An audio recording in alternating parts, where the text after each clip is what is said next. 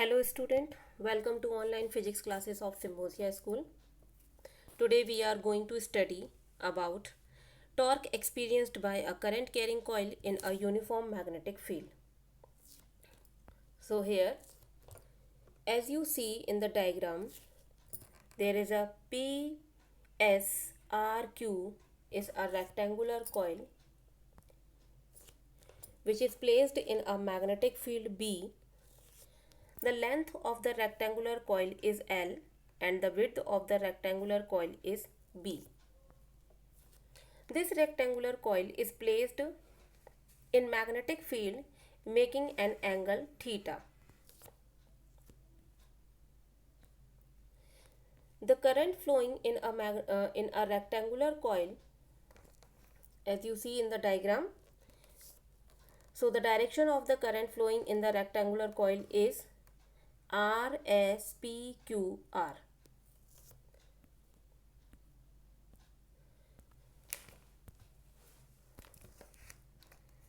सो यहाँ पर आपको इस डायग्राम में देखने से ये पता चल रहा है कि एक रेक्टेंगुलर कॉइल है जो कि मैग्नेटिक फील्ड बी में एंगल थीटा बनाती हुई रखी गई है।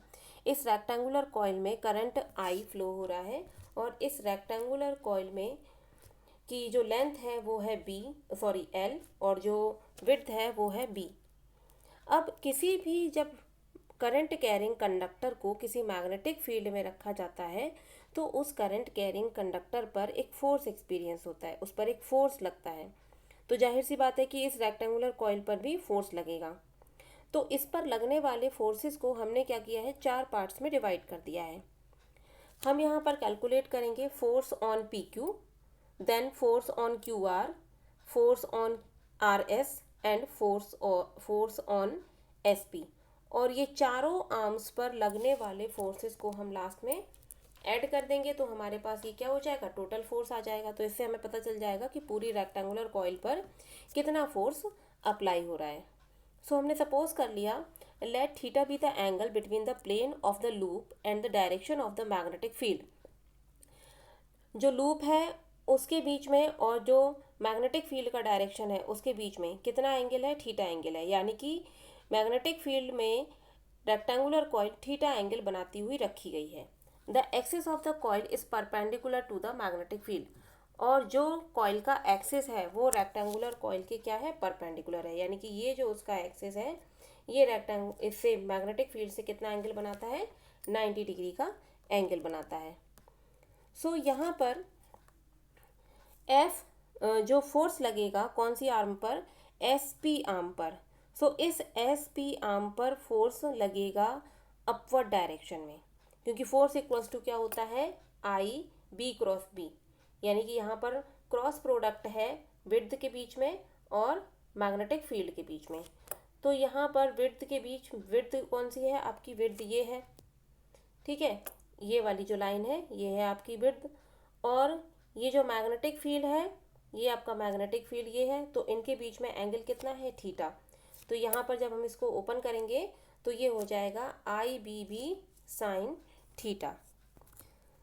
क्लियर। सो इसी तरीके से अब फोर्स देख लेते हैं क्यू आर पर। तो फोर्स क्यू आर पर कितना होगा, फोर्स क्यू आर पर सेम वही होगा I B B sine theta, but ये जो फोर्स होगा ये फोर्स एस पी के इक्वल एंड ऑपोजिट होगा।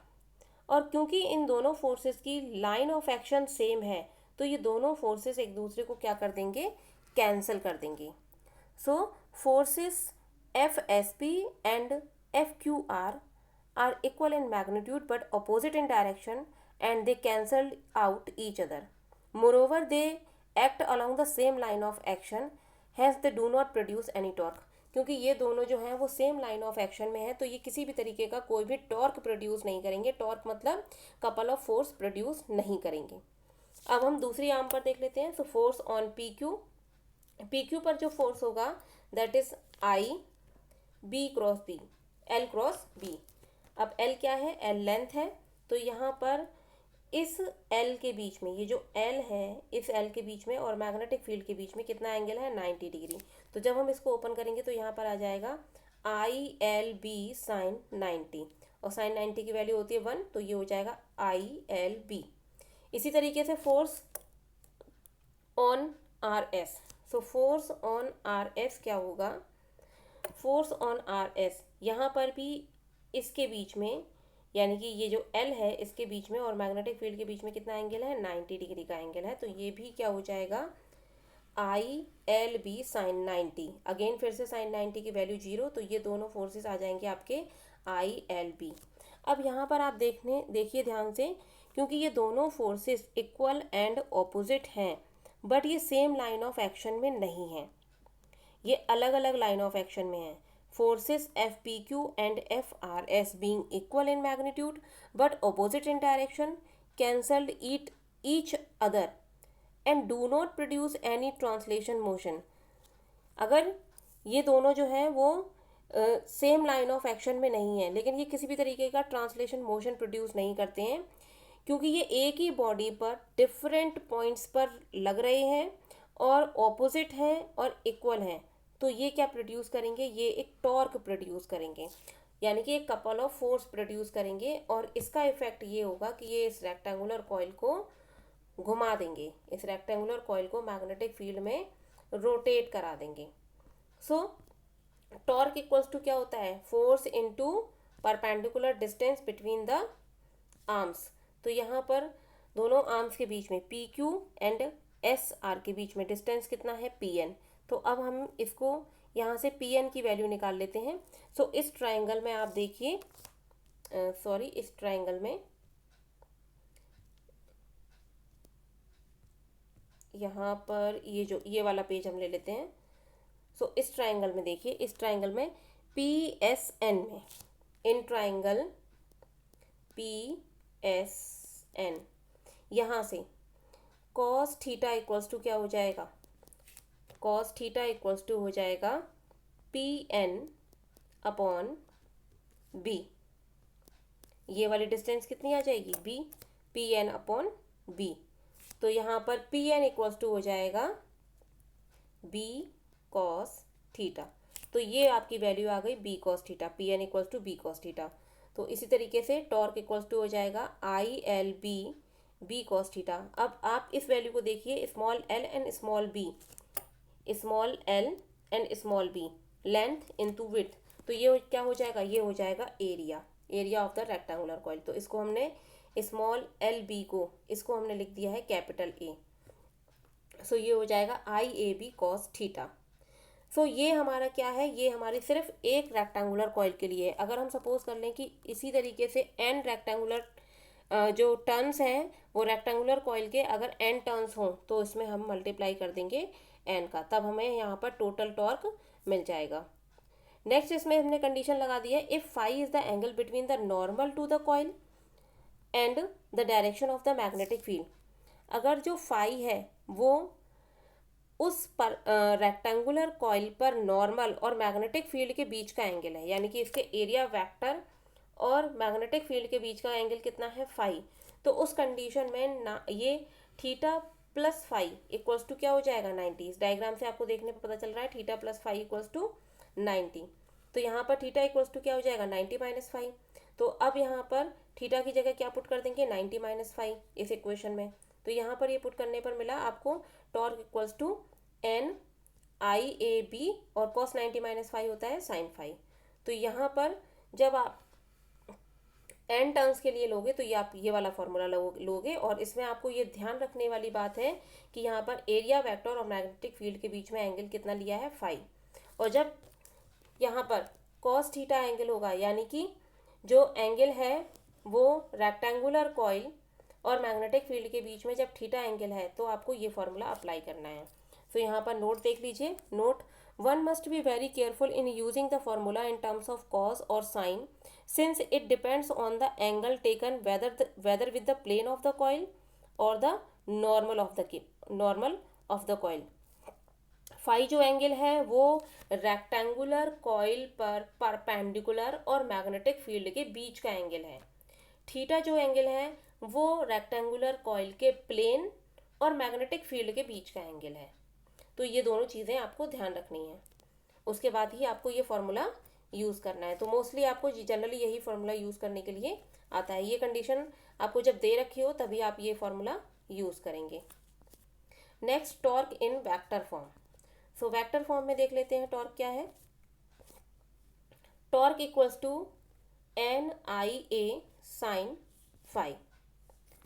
सो इसको वेक्टर फॉर्म में लिखने के लिए यहाँ पर हम डायरेक्शन का यूज़ करेंगे। तो डायरेक्शन के लिए इसमें क्या कर दिया, torque equals to NIAB sine phi N cap, where N cap is the unit vector normal to the plane of the loop.